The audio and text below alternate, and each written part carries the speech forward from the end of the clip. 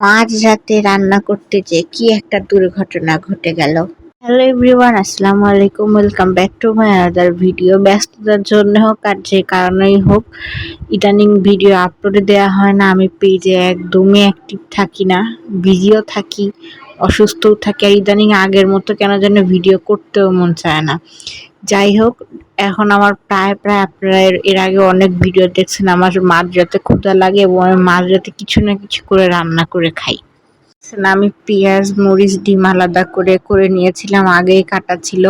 তারপর নুডলসগুলো পানিতে সেদ্ধ দিচ্ছি। আমার একটা বড় প্রবলেম হয়, আমি নুডলসের সেদ্ধটা বুঝি না। প্রতিবারের মতো এইবারও নুডলস এত বেশি সেদ্ধ করে ফেলেছি, লাস্টে আমারই খেতে কষ্ট হয়েছে, তাও পুরাটাই খেয়েছি, নিজে রান্না করেছি বলে কথা।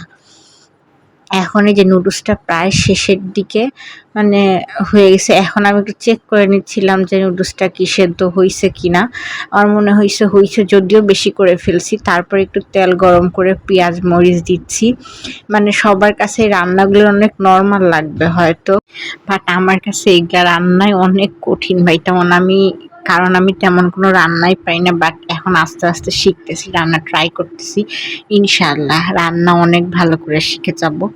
তারপরে এই যে আমি নুডলস এই নিয়ে মনে হয় ৩-৪ বার রান্না করছি। বাসা আসলে তেমন রান্না বান্না করা হয় না, আর মেয়েরা বিয়ের আগে কখনোই কেউ ওরকম রান্না বান্না করে না।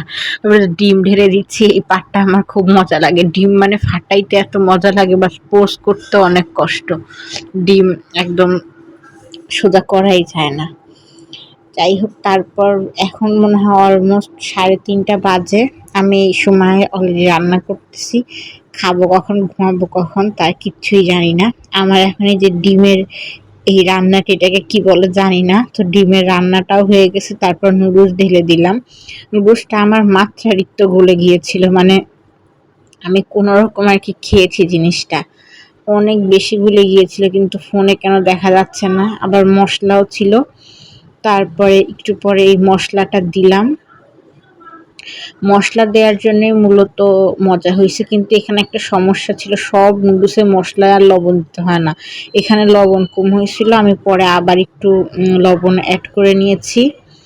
এই হলো অবস্থা। আর দেখেন এত নুডলস গলে গেছে যে আমার সবকিছুর সাথে লেগে গেছে। অবশেষে যুদ্ধ করে নুডলস রান্না করতে পারছি। এতটুকু নুডলস রান্না করার জন্য কত স্ট্রাগল। হঠাৎ করে ভিডিওর যেন কি হলো, ফুল ভিডিও একসাথে আপলোড হচ্ছে না কেন জানি। যাই হোক, এটা আমি আবার সেকেন্ড বারে আপলোড করতেছি। সেটা হলো যে দুর্ঘটনার কথা প্রথমে বলছিলাম, তো আমি যখন নুডলসটা ঢালি তখন কাচের বাটি ঠাস করে ফেটে গেছিল। এটা কি একটা অবস্থা। পরে বাকি নুডলসগুলো ফেলে দিয়েছি এবং যেগুলো খাওয়া গেছে জাস্ট ওগুলো তুলে রাখছি। যদিও ওভেন প্রুফ বা ওইটা হিট প্রুফ ছিল, তাও কেন কাজটা ভাঙলো আমি বুঝলাম না। এই আর কি, এটা দুর্ঘটনা ছিল, ওটা ওই ব্লগে শেয়ার করতে পারিনি।